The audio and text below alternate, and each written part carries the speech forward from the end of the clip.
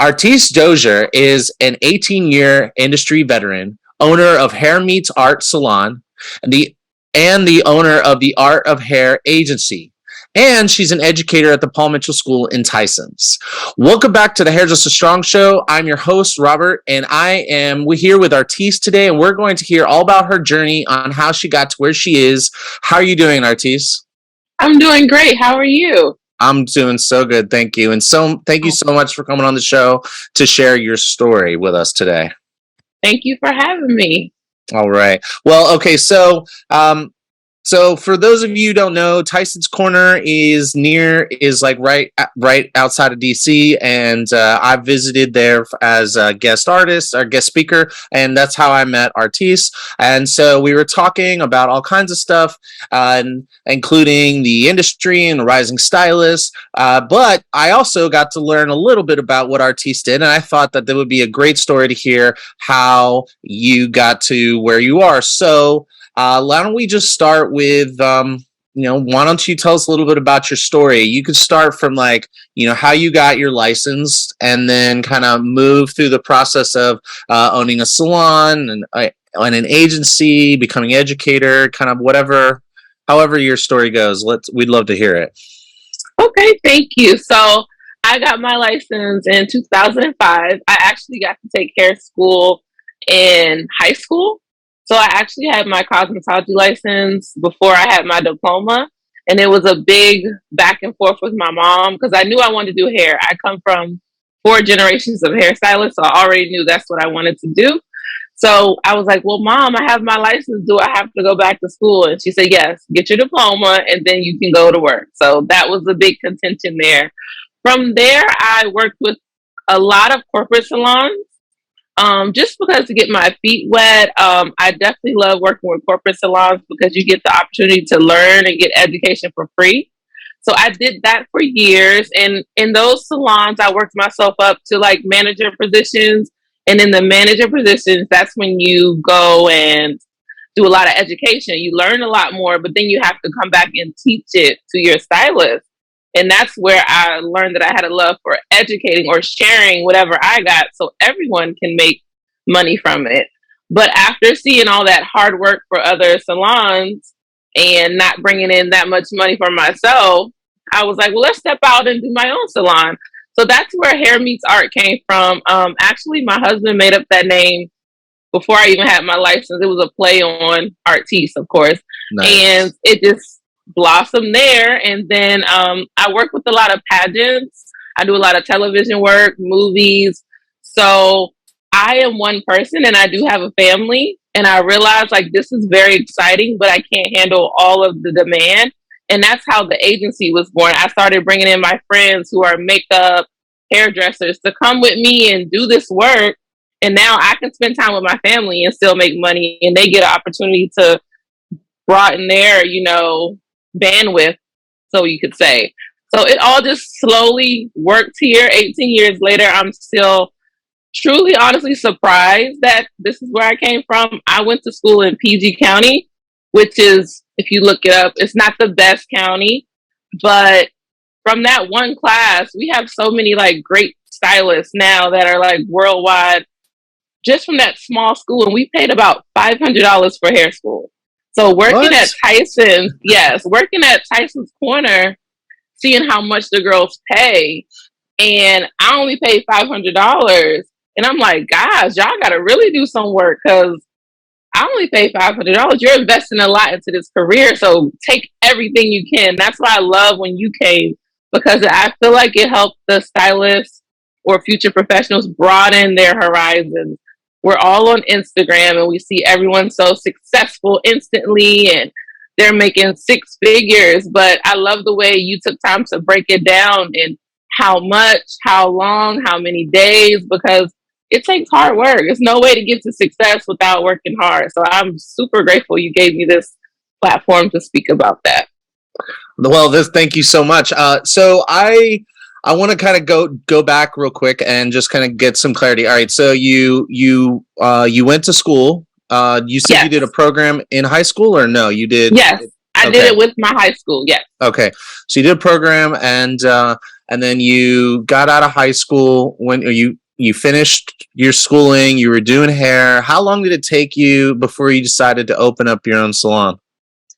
To be honest, probably about 10 years. I was actually afraid. I was so comfortable with someone buying my products, with someone bringing me in marketing and clients and a schedule. But one day I feel like I worked super hard this last month, and I was like, oh, I should make a great check. And my check came in and I was like, what in the world? Okay, that kind of sparked me to look a little further, but I was petrified. It took me about 10 years. Yeah. Okay. Cool. Well, that's good to hear. I feel like that's probably what a lot of people have felt and thought. So, what do you think it was about? Like, what tipped it over the edge? Was it just that this one moment in time? Was it like the straw that broke the camel's back, so to speak, when you got that paycheck after working really hard for that one period, or was there some sort of catalyst? I definitely think it was a catalyst. I think that was the straw that broke the camel's back. Well, also just seeing how corporate salons sometimes they're not personable. Me and my stylists were very personable, but with the owners or the powers that may be, they're not really personable. They don't really care about sick if you're sick, or if you're. I know the stylist personally, their child may be sick or they may be sick. So just seeing that interaction, not appreciating all the hard work we did on the salon level, kind of started taking its toll on me. Gotcha. Okay, cool. And then, and when did the agency start in the midst of all that? Did that start before or after the salon? It started after. It started probably 2018. So that was probably about 5 years in. Okay. Because to be honest, when I opened my salon, well, my studio suite, at first I just worked crazy. First of all, having the luxury to work 6 days a week and make all this money, I was just burning myself out, like, ooh, so excited. And then when I started finding balance, I actually found out I was more successful because I had time for education. I gave my clients quality service instead of rushing to the next client. And that opened doors for me to get into pageants. And that's when the agency, I was like, whoa, this is too much. I'm only one person. And that's how it got birthed. Okay. All right. So you open up your salon suite, and is a suite? Yes. Yeah. So you open up your salon suite, and then you're just like grinding it out, and you start to feeling like you got burnt out, and and then you started getting asked to do pageants. Yes. So one of my clients, she was already my client, but she said she was doing a pageant, and I was very lax today. Normally my daughter would call me dry naturally. I'm not that animated. So she said, I'm doing a pageant. I said, okay. You gonna do my hair? I said, okay. I mean, I always do it anyway. Okay. Well, she won.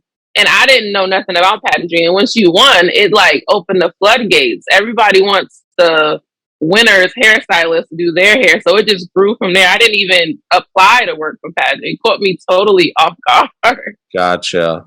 Oh, well, that's cool. So you're like feeling like you're burning out, and then you get this opportunity to do hair at a pageant, and then all of a sudden you get this influx of business from that. At what point in time did you kind of reduce that heavy workload and find balance? Like where did that happen in the midst of opening a salon? So then like 5 years in, you started the agency. So did it all kind of happen all at the same time, or did you find the balance in your schedule first, and then the pageant stuff happened? Yes, I thank you for breaking it down. I love that you asked the detailed questions because we see stuff so fast. So I had to find a balance personally. I had a young child and I was rushing to recitals. I was missing PTA meetings. I was not coming home for dinner, and I started to see how that affected her as a little girl. So I had to start slowing down personally and, okay, Artyce, is what's important, finding my why and what's important. And then once I started slowing down, the pageant came in and I'm like, oh, this is different. So I got the opportunity to pick back up, and I was like, hold up, you're about to go right back into this tailspin that you just balanced from. And that's how the agency got started. I love that. So, okay, so you're busy, you're grinding it out, and you like a I guess somewhere around 4 or 5 years. At some point in there, you're like, you know what, something's got to give here. I need to change what my priorities are. You start adjusting your schedule to have more balance, and then right as you start taking care of yourself, you get this thing kind of falling into your lap. I mean, not really, because you had to work for it. You had to do the hair that one, but you did it, and then all of a sudden you get all this influx of business. So I guess it sounds like you were grinding it out 6 days a week, busting it, doing probably making, good, decent money or good money. Mhm. And then you're like, oh, I got to cut down. And I'm assuming with that might have came some reduction in income. And then, Yes. but then you get this other opportunity that maybe hope makes up for it. And then some, the change in the income. So then you're like opening up a second business to maintain income at a higher level than you are, but still maintaining balance. Does that sound Yes, right? that's perfectly said. Yes. Okay. Well, I think that that's a great little lesson right there for anybody that's listening. Is focusing on yourself and creating balance in your life. It'll pay off. It doesn't mean that you're going to have less time. You're going to be making less money. It just means that you're going to have more time to do other things, like, for example, maybe running another business that, Right. maybe the amount of time you spend running that business will, dollars per hour could be, a higher, it depends, I guess, in the beginning of starting up. So like, how did that happen? Did you already have all the stylists and the makeup artists and stuff already in your pocket, or in your network, and you put it together, or did you have to go out and find more stylists and artists for your agency? So I did not have everyone. So I am a person that always believes in that we should live with our hands open. Always live with your hands wide open, so that way you can receive and give freely. So I've always naturally been like, hey, I can't do this client, Robert. Are you free? I'm going to send them to you. I've never held on to people. I believe we don't own people. So I've never like, oh, if I can't do it, no one can do it. I've naturally been like that. So when I started getting busy or requests, I would just reach out to my friends. And then one of my clients said, why don't you charge them a commission or something? You're giving them clients. And I was like, no, I'm not going to do that. Then she said, well, when you give them like pageant or TV work or weddings, maybe you could make the money for setting it up and doing the contract and then give them the work as well. And I was like, okay, maybe. So I did more research and saw how that worked, and it just grew from there. Nice. I love that. Cool. So when did you become an educator at Paul Mitchell School? So I officially started at Paul Mitchell May of this year. Okay. But I've been educating contract work with Brazilian Blowout, and I work with Leaf and Flower a lot. So I've been working with them for about 4 years as well. All right. Well, we missed that in the introduction. Oh, no worries. Sorry. Education. So tell us, how did you? So you said Brazilian Blowout and who else? Leaf and Flower. And what is Leaf and Flower? I don't. It's a new CBD charge line. So it's a vegan CBD charge line. What does that mean, CBD charge line? So CBD is a big thing right now. Yeah. So it's still from the medicinal plant of the marijuana plant, but they take the therapeutic things out and they go ahead and use all those great benefits for the hair. So it helps instantly stop shedding, helps hair grow. It just balances out the hair. It's homeostasis. So it's a really good product. Oh, that's cool. And so, how did you get involved with Brazilian Blowout, and how long ago did that happen? So that happened about 4 years ago. I actually had a rep come into my salon and tell me about it, and she had an educator with her. And I said, wow, this is cool. You just get to travel around and teach people. And she was like, yeah, and I get paid. I said, oh, okay. So I asked the rep, how would I apply? And I sent in a video. I sent in 3 videos. And I didn't hear anything back. So I was like, oh, I guess it's not for me. And then the 4th video, I heard something back, and they educated me. They trained me. They sent me around the United States to educate. So it was super fun. Nice. And you still doing that now? Yes, I am. All Yes. right. So that sounds like the timeline might have been right around the time of the agency. Did that you Yes. created the It's agency? like all those doors just randomly open. Like, whoa, I'm supposed to be spending time with my daughter. Now it's other opportunities here. Yeah, when it rains it pours, right? Yes. Okay, so all right, what about the CBD charge line? So that's a new line. It's only been around about almost 3 years. So it's a sister company to the Brazilian blowout line. So we got educated on that and they told us the benefits and we got to use it and I actually liked it.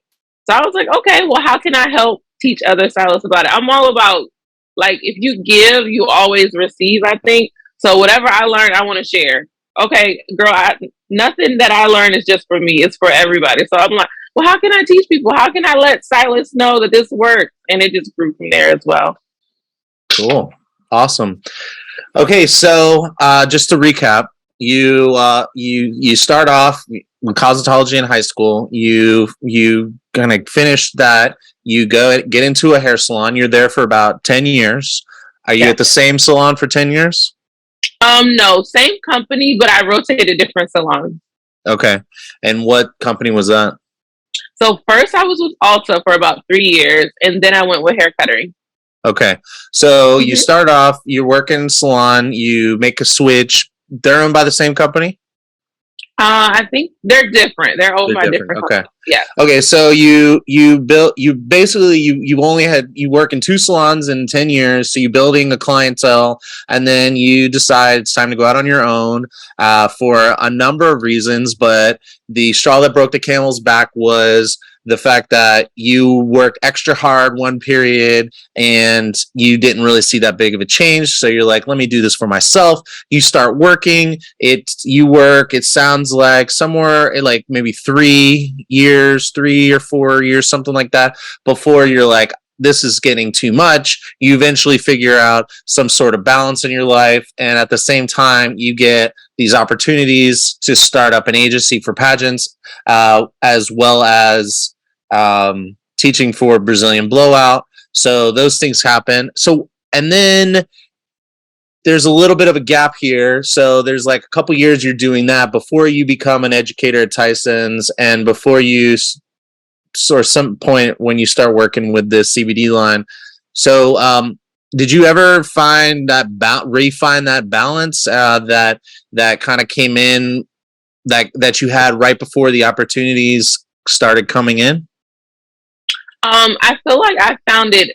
It seems like it was like a minute, but it probably was like a month. I found it a month where I was coming home on time, going to dinners, making it on time to recitals or dance practices, and then it's like, oh, this is coming. I'm like, oh, okay. So I did find it, but I also found out like I'm a person who loves to work. I enjoy interacting. I enjoy working. I don't like sitting still too often. So I had to say, yes, I have to be a mom, but also I have to live out my passion in life too.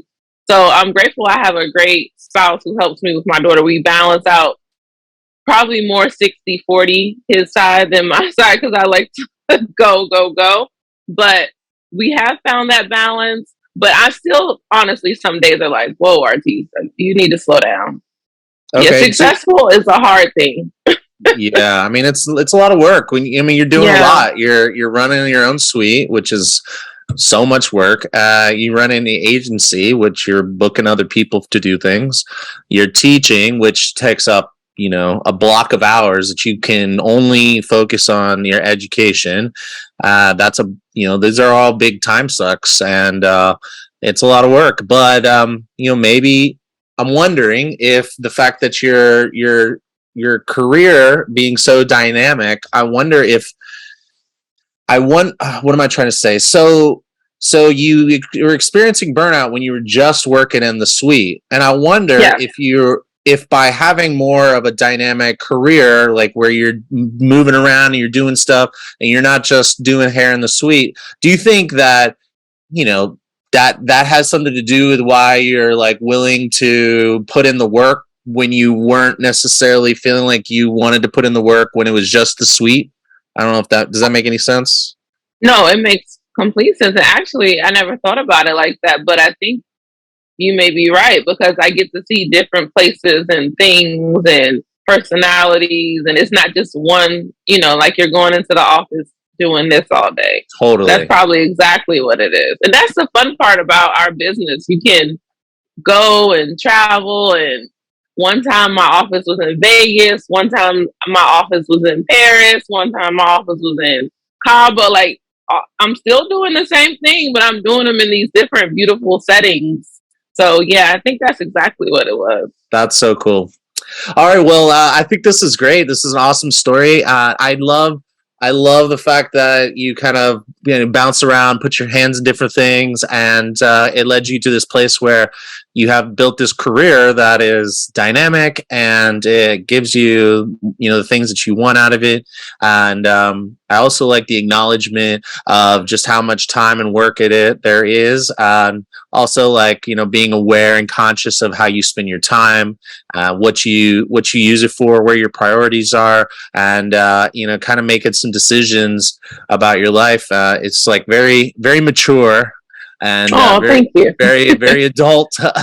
It's like takes some of us a long time before we can have that that whole idea of balance and really kind of implementing it, and also being able to accept things about your life. Some people, I feel like they want something that they're not necessarily putting in the work to get, or they want something that they don't really understand how much work it takes to get there. And it's a whole nother concept to look at something and say, this is going to take this much time, and constantly being managing your time so that you can do everything. Like, you can't have this dynamic of a career and a family if you can't manage your time well. So anyway, I think this is great. I would love to hear if you have any, before we wrap it up, if you have any pieces of advice for any rising stylists or any stylists who are thinking, they're in the position you were in after 10 years where you were like, I want to do something else. I want to go out on my own, but they're scared like you were, or any other pieces of advice. We'd love to hear from you if you have any. Oh, sure. So one of my favorite quotes is by Bruce Lee. It says, "Be water, my friend." And I try to, when I get frustrated, I try to be like, okay, just go with the flow. Maybe it's a little rocky right now, but the waters will calm. Maybe it's a little calm, but the waves will speed up. Just always live like in a place of yes. So if just like this, honestly, just podcast, I was nervous. I'm not great at interviews and all this stuff. But yes, like, what is it going to hurt me? Say yes and go with the flow. And you've made me so comfortable and it seems so natural. So first, I thank you for that. But I would just say yes and get you a good mentor. No, none of us are too good to have a mentor. I have a mentor in different areas. I got a yoga mentor, a business mentor, a hair mentor, a marriage mentor. Find someone that you admire and they'll gladly help you.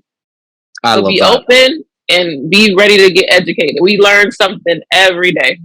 So good. That's awesome. Okay, so before we wrap it up, I like to end with a laugh. And do you have a time when maybe you did something and it was embarrassing, or you didn't think it was funny and then it was funny afterwards? You could laugh at it now. Any sort of embarrassing moment or anything like that?